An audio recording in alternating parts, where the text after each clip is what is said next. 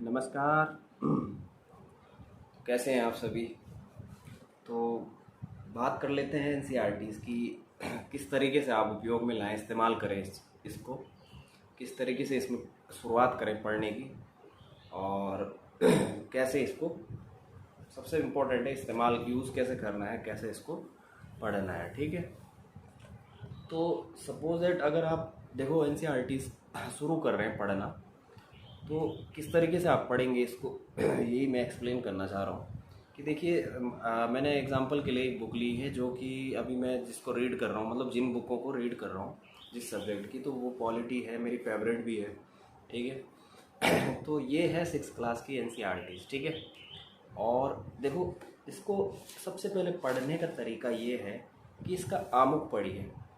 ठीक है, आमुख से आपको कुछ मोटा मोटा अंदाज़ा हो जाएगा कि ये किताब क्यों है। ठीक है, क्या समझाना चाह रहा है। ठीक, दूसरा इसमें एक चीज़ और दी रहती है, आभार। किताब कैसे इस्तेमाल करेंगे, ये वाला। तो कैसे इस्तेमाल करेंगे आप इस किताब को, तो इसमें लिखा गया है कि ये जो सामाजिक विज्ञान, सामाजिक एवं राजनीतिक जीवन जो सब्जेक्ट बनाया गया है, क्यों बनाया गया है। ठीक है, क्या मानसिकता के लिए बनाया गया है, क्या आपके जीवन में क्या प्रभाव पड़ेंगे इसको बनाने से, क्या बेनिफिट होंगे, क्या आपको जानने की आवश्यकता है, क्यों बनाया गया है, तो ये सब चीज़ें आपको इसमें पता चल जाएंगी। ठीक है, किताब को पढ़ने का तरीका बता रहा हूँ मैं कि शुरू से पढ़ना चाहिए किताब। ठीक है, अच्छा, अब अगर देखा जाए तो अगर इसकी विषय सूची पे आते हैं आप, तो ये है इसका विषय सूची। ठीक है, अब विषय सूची ये है कि इसमें टोटल जो अध्याय हैं वो 9 अध्याय हैं। ठीक है, 9 अध्याय हैं। तो अगर आप इसको पढ़ना शुरू करते हैं और सही से पढ़ते हैं, तो मेरे हिसाब से इसमें सही से पढ़ने में एक मतलब एक सही से बोले तो एक इसको पढ़ना और समझने में मेरे हिसाब से 2 घंटे का समय लग जाएगा आपको। ठीक है, 2 घंटे का समय लग जाएगा।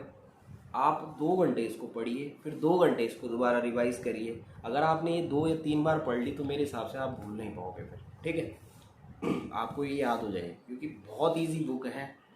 ठीक है, कोई इतना ज़्यादा प्रेशराइज करने की ज़रूरत नहीं है, बहुत इजी कहानियाँ हैं, जो दुनिया भर की तो कहानियाँ हैं इनमें। ठीक है, कहानियों के माध्यम से समझाया हुआ है, तो इसके लिए डरने की दिक्कत नहीं है कुछ ना।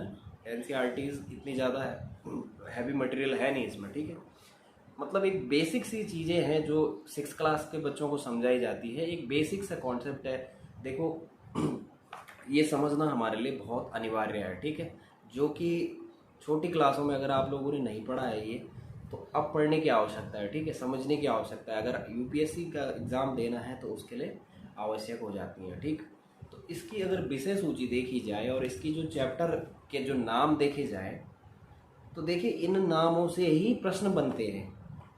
ये नाम ही हमें ये ऐसा समझाते हैं कि हमें इसमें एक्चुअली में समझाया क्या गया है। अच्छा, इसका फर्स्ट चैप्टर अगर देख दिया जाए, आप अध्याय फर्स्ट देखेंगे तो विविधता की समझ। सीधी बात यह है कि इससे हमें ये समझ बन रही है कि हमें इसमें विविधता समझाई गई है। ठीक है, और विविधता क्या है देश में। ठीक है, देश की विविधता को समझाया गया है।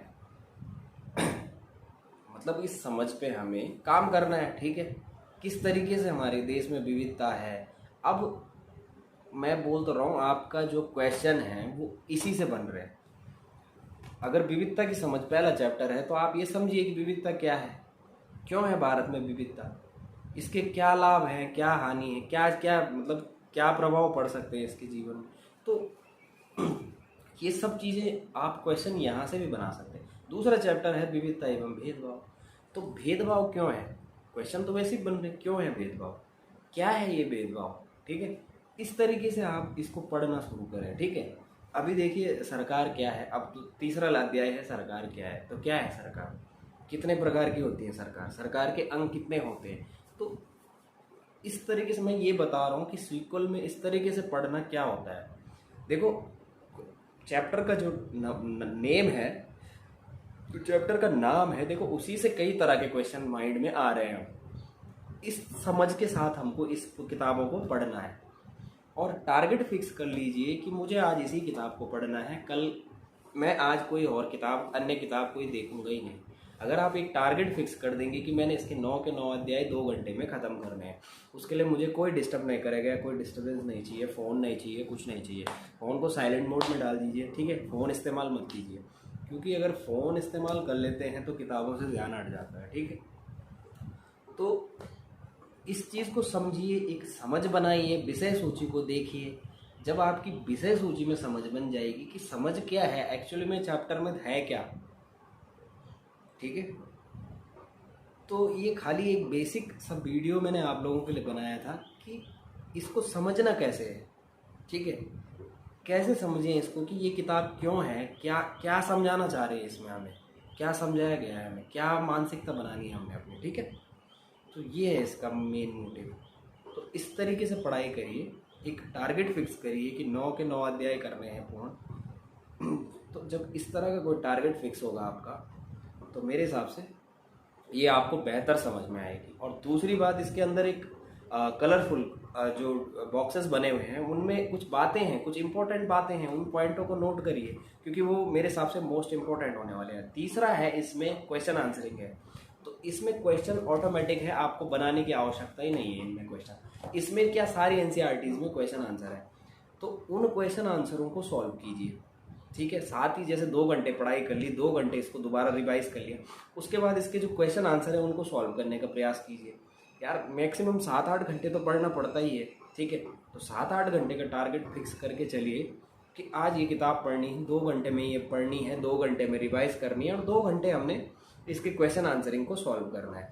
तो कुछ क्वेश्चन अपने माइंड से बनाइए, कुछ क्वेश्चन पुराने प्रीवियस ईयर क्वेश्चन पेपर होंगे आपके पास, उनसे बनाइए। तो इस तरीके से ढूंढिए इनसे, ठीक है। तो चलिए, अगर कोई अन्य कोई क्वेश्चन जानकारी आपको चाहिए होगी या क्वेश्चन होगा आपका, तो कमेंट में ज़रूर करनी। वीडियो अच्छी लगी तो लाइक करना, और चैनल में नए हैं तो सब्सक्राइब जरूर करना। धन्यवाद।